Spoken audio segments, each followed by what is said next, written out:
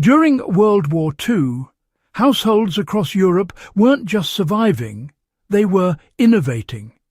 The scarcity of resources and the constant threat of bombings, well, it forced ordinary people to develop extraordinary methods for conserving, preserving and protecting their homes. These techniques were practical, resourceful and, in many cases, far more sustainable than most modern solutions.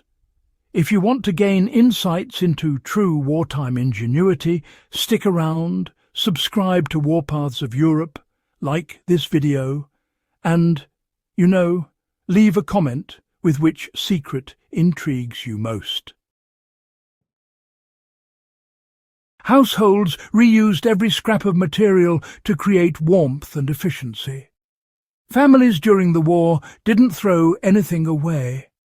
Old clothing was cut into patches to reinforce uniforms, or turned into quilts for extra warmth. Newspapers were layered under floorboards, or used to insulate walls, providing an extra barrier against the bitter European winters. In today's context, this knowledge can be applied to off-grid survival or emergency preparedness. Lining storage sheds, garages, or even temporary shelters with recycled textiles or paper can, honestly, drastically improve insulation without spending a fortune.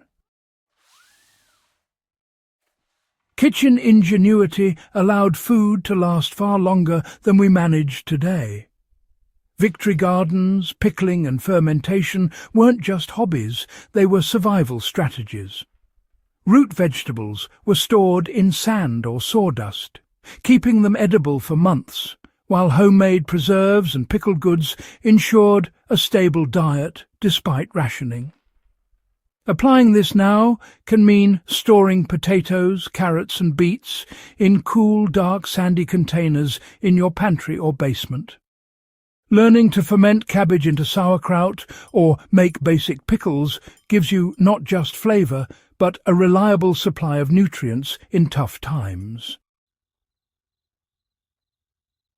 Blackout curtains were more than just about safety. They actually helped conserve heat and energy too. Back then, homes used these heavy blackout curtains not only to hide from bombers overhead, but also to keep the warmth in during those freezing winter months. By layering thick fabrics over the windows, folks could really cut down on drafts and maintain a bit more indoor warmth.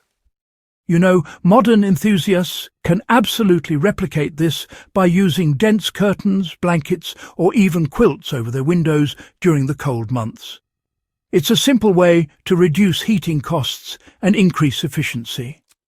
This old method is especially valuable if you're living in a poorly insulated or older home. Homemade cleaning and disinfecting solutions kept families healthy even when modern products just weren't available. With commercial cleaning products in short supply, households relied on simple ingredients like vinegar, lemon and baking soda to clean, disinfect and deodorize. Vinegar, for instance, was quite effective against bacteria, while ash and sand were used to scrub pots and pans.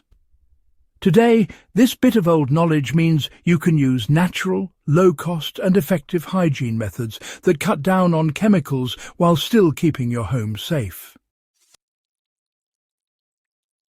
Household ingenuity really extended to water and energy management as well.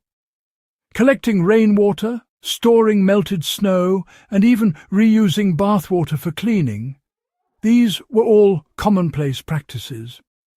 This wasn't just about being frugal, it was a matter of necessity. Applying this now, especially if you're into survival preparedness or sustainable living, means setting up basic rainwater systems, reusing grey water for gardening, and learning how to conserve every drop when crisis strikes. These wartime household secrets aren't just relics of the past. They're practical, applicable strategies that still have value today. If you enjoyed learning these insights, make sure to subscribe to Warpaths of Europe, like this video, and leave a comment with which technique you're planning to try first. And, share this with fellow history buffs and survivalists so these remarkable wartime methods don't get lost to time.